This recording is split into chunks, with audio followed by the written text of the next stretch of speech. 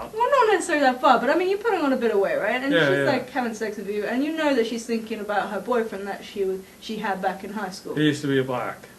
Why do they always No, have he to- was just like, I don't know, some like school football team, you know? He's like really Yeah, a muscly. black school football player. Okay, he can be black if you want in your fantasy. And okay? really endowed. Yeah.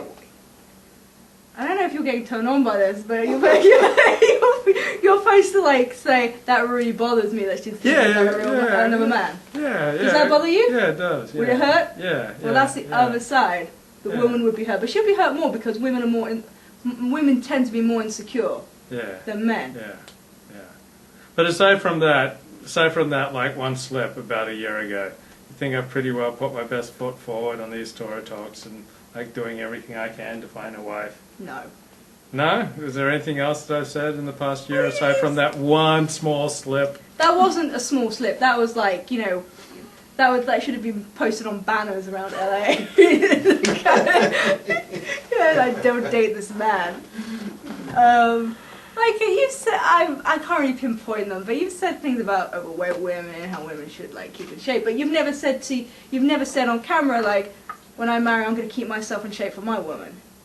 I've never heard you say that, but you've always like said, you know, a woman must keep in shape after she has kids. You know, it runs both ways in a marriage. Yeah?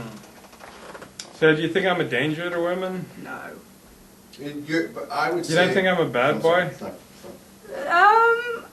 No, I think you don't know how to get close to women. That's true. So you I got end a up fear of bitching about it. intimacy, Yeah, you bitch about it, so it's Yeah. a safety net so they don't come near you. Yeah. But actually, really, you're coming across as a complete dick. So is this like almost every show that I say, you know, Yeah, you're just a tone of voice sometimes, yeah. and like the twitch of the face? Bring up your sister. My sister? Your sister watched us for a couple of weeks in a row, and she will not watch again because. Was it something I said? She thinks you're a dick. She actually knew of you somehow, of blogs. She reads a lot of blogs. Not the porn blogs, but like your normal blog, right? Right.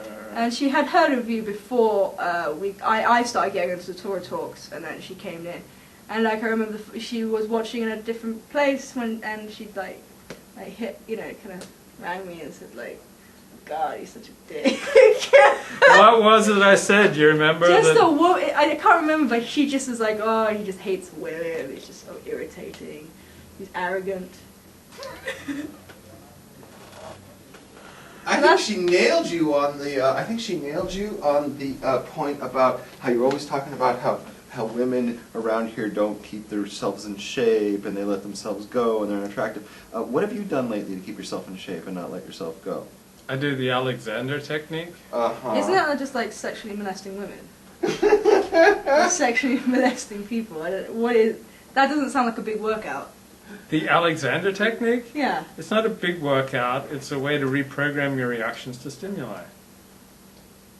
Right. So that you're not all pulled down. And, How much weight have you lost on the Alexander training? didn't do anything to help me lose weight. Well, there you go. Well, there you go. But I'm 10 pounds overweight. Well, that's not so bad, but I'm saying, like, you know, you've also got to get in your head that when you get married and you have a wife and you want to have kids, women do put on weight when they have babies. It's just like, you're going to have to get used to the fact that your wife is just going to be a bit chubby after the birth of the baby. You just expect it to ping back into size 0 as soon as she pops the kid out. Well, I'm not extreme. I don't like size 0. Like, I like a normal woman's body. I don't like a boy. You know, I'm not looking for a boy. Right, well, that's good. Really skinny. What I'm looking for is a woman who likes to laugh. And it doesn't mean she has to go,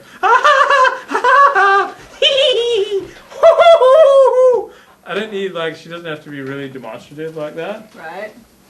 She doesn't have to do, like, oh, honey, let's do reverse cowgirl tonight. Like, she doesn't have to do, like, all these wild and crazy things, or, Right.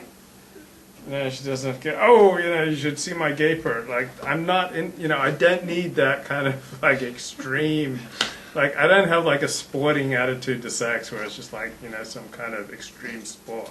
Like, you know, I'm a traditional guy. So I just like someone who likes to laugh. So she doesn't have to, like, laugh out loud. but someone who just like finds life funny Right. Okay. So and be interested in Jewish stuff. have you just come to this like? Have you just realized this recently? Like when you. Well, as I get older and older and less, attracted to women, I kind of like diminish my Because you were like. what I'm looking for in a woman. So Yeah, because you were in the porn industry for a while, so you must have liked women with extreme.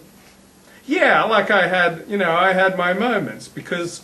I was very dedicated to my craft as a journalist, and so there's such a thing as participatory journalism, where you like actually enter into the activity, so that you can then report back to people what it's really like.